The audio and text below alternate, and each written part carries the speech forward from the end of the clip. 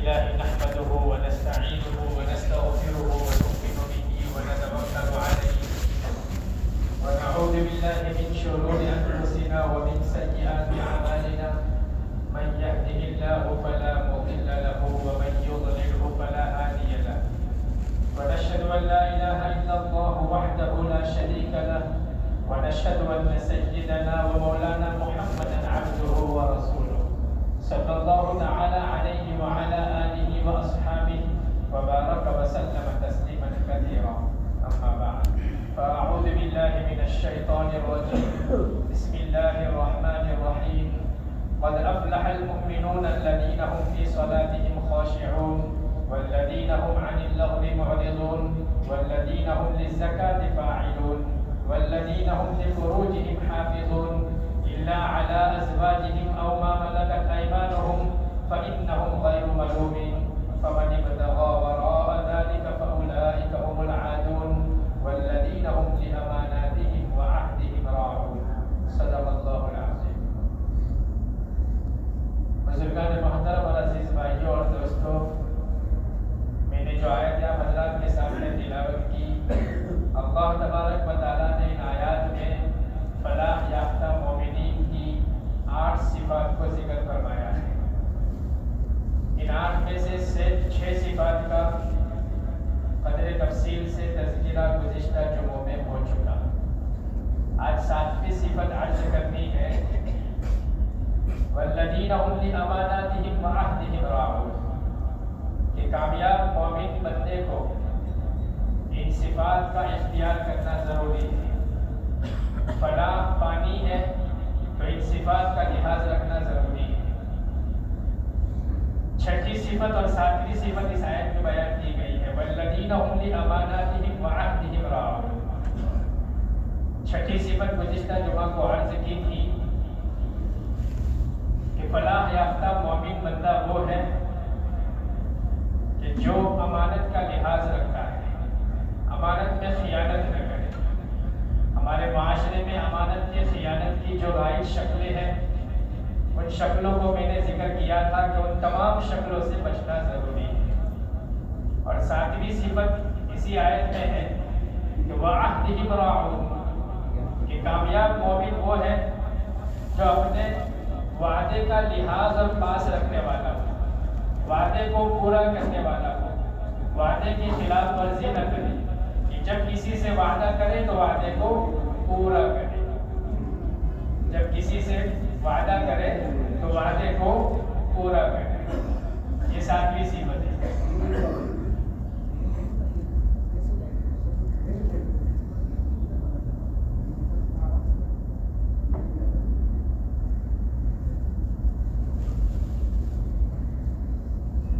وعدے کو پورا کرنا اسلام میں اس کی بڑی اہمیت ہے۔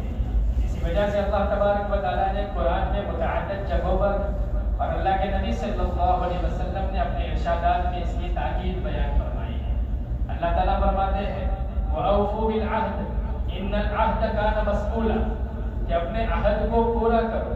کسی سے وعدہ کرو تو اس کا لحاظ کرو، اس کو توڑو مت۔ إِنَّ الْعَهْدَ كَانَ مَسْئُولًا، کہ قیامت کے دن بندے سے پوچھا جائے گا اس عہد کے بارے میں، اس وعدے کے بارے میں کہ تم نے پورا کیا یا نہیں۔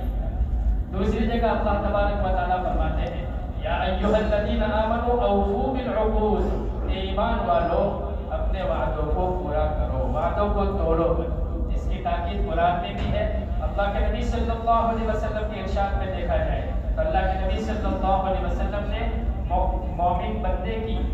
صفات جو قرآن نے بیان کی ہے اس کے مخالف جو منافقین ہیں ان کی علامت کو اللہ کے نبی صلی اللہ علیہ وسلم نے بیان فرمایا، تو اس میں بتایا کہ آیت المنافق ثلاث، کہ منافق کی 3 علامتیں ہیں۔ ان آیات کے اندر مومنین کی نشانیوں کو ذکر کیا گیا کہ فلاح یافتہ مومن بندے کون ہوتے ہیں۔ اللہ کے نبی صلی اللہ علیہ وسلم نے منافق کی آیتوں کو بیان کیا کہ جو مومن نہ ہو، زبان سے صرف اسلام کا دعویٰ کرنے والا ہو لیکن دل میں نفاق ہو، دل میں منافقت ہو، تو اس کی علامت، تو اس میں یہ 3 باتیں ذکر کی ہے کہ جب وہ بولے تو جھوٹ بولے، وعدے کو پورا نہ کرے، وعدہ خلافی کرے اور امانت میں خیانت کرے۔ وعدے کو توڑنا یہ منافق کی علامت ہے، اور وعدے کو پورا کرنا یہ مومن بندے کی علامت ہے۔ تو قرآن میں اور حدیث میں اللہ اور اللہ کے رسول صلی اللہ علیہ وسلم نے اس کی تاکید بیان فرمائی۔ اللہ کے نبی صلی اللہ علیہ وسلم کا ایک واقعہ ہے، اور یہ نبوت سے پہلے کا واقعہ ہے کہ اللہ کے نبی صلی اللہ علیہ وسلم نے وعدے کا کیسا لحاظ کیا کہ کسی بندے سے آپ کا ایک وعدہ ہوا اور جگہ طے ہوئی کہ ایک دن کے بعد آئندہ کل ایک جگہ پر ہمیں ملنا ہے، کوئی معاملہ طے ہوا۔ اللہ کے نبی صلی اللہ علیہ وسلم وقت مقررہ پر اسی جگہ پہنچ گئے، جن سے وعدہ ہوا تھا وہ نہیں پہنچے۔ اللہ کے نبی نے وعدے کو پورا کرنے کے لیے کہ اگر میں یہاں سے چلا جاؤں گا اور وہ آئے گا مجھے نہیں پائے گا تو اس کے ذہن میں یہ بات ہوگی کہ معاملہ طے ہوا تھا، جگہ طے ہوئی تھی، وقت متعین تھا، لیکن محمد نہیں آئے۔ اللہ کے نبی نے اس کا انتظار کیا، گھنٹے گزر گئے۔ روایت میں آتا ہے کہ 3 دن تک اللہ کے نبی نے اس جگہ اس کا انتظار کیا،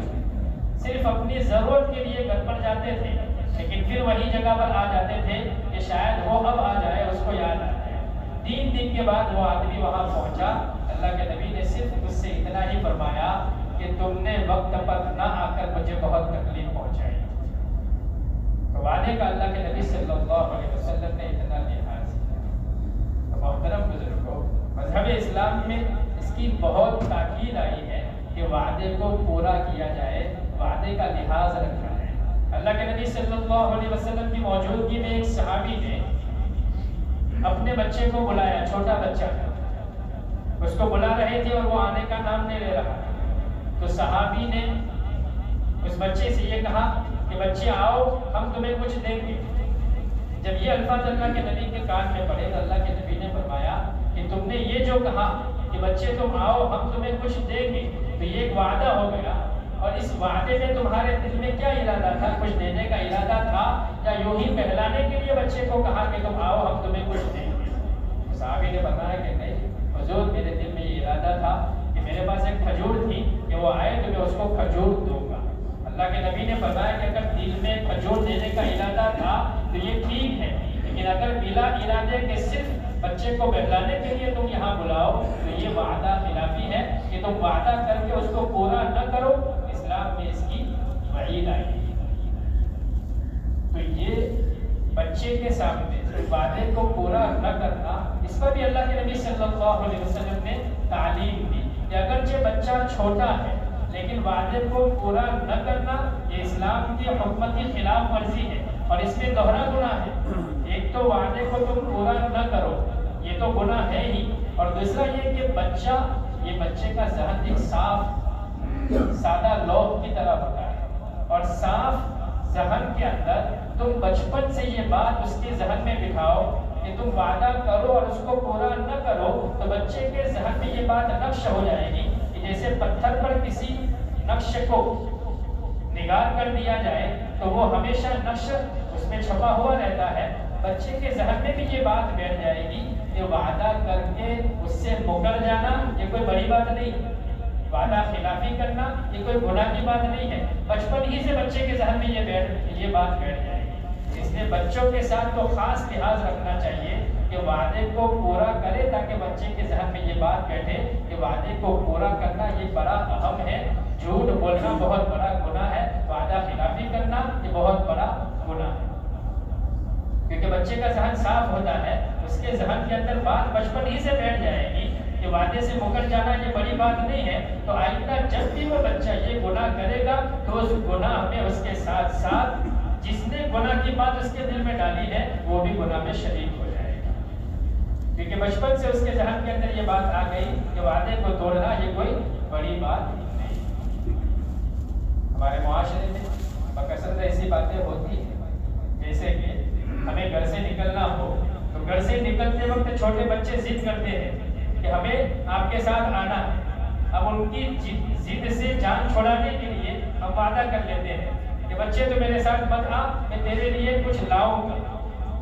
ہم نے اس سے وعدہ کر لیا، اب اس سے وعدہ کرنے کے بعد ہم وہ چیز اس کے لیے نہ لائے تو یہ وعدہ کیا۔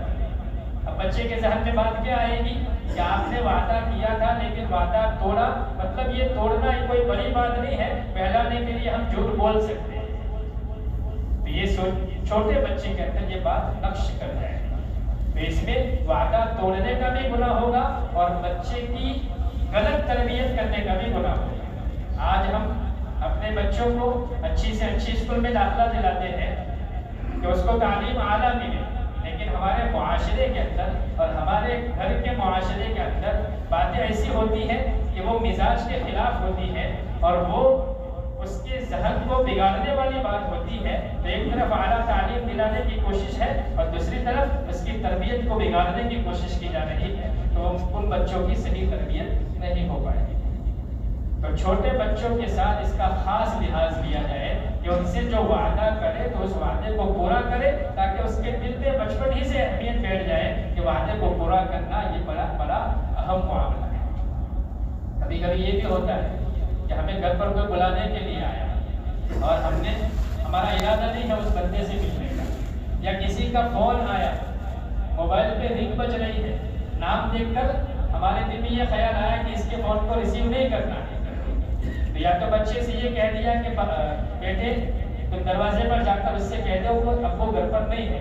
یا فون اٹھا کر یہ کہہ دو کہ ابو موبائل گھر پر چھوڑ کر گئے۔ اب بچے نے تو باپ کی بات کو مان لیا، اطاعت کر لی، لیکن اس کے ذہن کے اندر کیا بات نقش کر گئی کہ جھوٹ بولنا یہ جائز ہے، جھوٹ بولنا جائز ہے، تبھی تو میرے ابو نے میرے سے یہ بات کہلوائی کہ آنے والے بندے سے کہہ دو کہ ابو گھر پر نہیں ہے، یا موبائل، حالانکہ موبائل ابو کے پاس ہے، ابو نے دیکھا، بچہ یہ دیکھ رہا ہے، اگرچہ ابا کے سامنے اشکال نہیں کر رہا ہے، لیکن اس کے دل کے اندر یہ بات نقش کر رہی ہے کہ جھوٹ بولنا اور وعدہ خلافی کرنا یہ کوئی بڑی بات نہیں ہے۔ تو بچوں کے سامنے تربیت کا ایسا لحاظ رکھو کہ جو چیز بڑوں کے لیے گناہ ہے وہی چیز بچوں کے لیے بھی گناہ کی چیز ہے، بلکہ اس میں دوہرا گناہ ہوتا ہے کہ بچے کی تربیت خراب ہو رہی ہے، بچے کے ذہن میں غلط بات بیٹھ رہی ہے، اس لیے بچوں کے سامنے بھی جو بھی وعدہ کرو اس کا خاص لحاظ رکھو۔ اللہ کے نبی صلی اللہ علیہ وسلم نے وعدے کا لحاظ کرتے بتایا، اور اللہ کے نبی صلی اللہ علیہ وسلم نے اور آپ کے صحابہ میں تو ایسی نظیریں ملتی ہیں کہ وہ مثالیں آج کے دور میں ملنا مشکل ہے، کہ ان لوگوں نے وعدے کا اتنا ایسا لحاظ کیا کہ ہماری ذہن وہاں تک سوچنے سے قاصر ہے کہ وہ مثال آج کے دور میں پیش کرنا مشکل ہے۔ اللہ کے نبی صلی اللہ علیہ وسلم کا دور ابتدائی دور کفاروں کی طرف سے بے حد اذیتیں اور تکالیف پہنچائی گئی، اذیتوں کے پہاڑ توڑے گئے۔ اللہ کے نبی صلی اللہ علیہ وسلم ہجرت کرنے پر مجبور ہوئے، آپ مدینہ منورہ پہنچ گئے۔ اب آپ کے پاس جو صحابہ مکہ مکرمہ میں رہ گئے تھے وہ بھی ایک دو کر کے مدینہ منورہ جا رہے ہیں۔ ان جانے والوں میں اللہ کے نبی کے مدینہ منورہ پہنچ جانے کے بعد حضرت حذیفہ بن یمان رضی اللہ عنہ وہ اپنے والد کے ساتھ مدینہ منورہ جانے کے لیے نکلے۔ راستے میں ملاقات ہوئی ابو جہل اور اس کے لشکر سے، اور ابو جہل اور اس کا لشکر یہ مسلمانوں سے لڑنے کے لیے مکہ سے نکلا تھا۔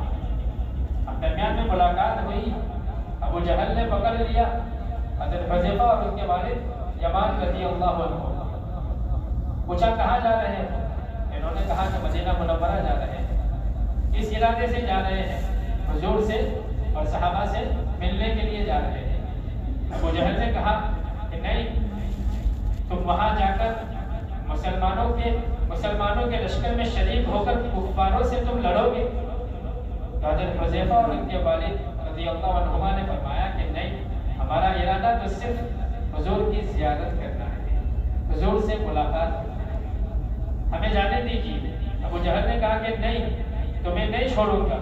کہ تم وہاں جا کر ان کے لشکر میں شریک ہوگے اور کفاروں کے خلاف تم لڑو گے۔ انہوں نے کہا کہ نہیں، وعدہ کرتے ہیں کہ ہم وہاں جا کر صرف ملاقات کریں گے،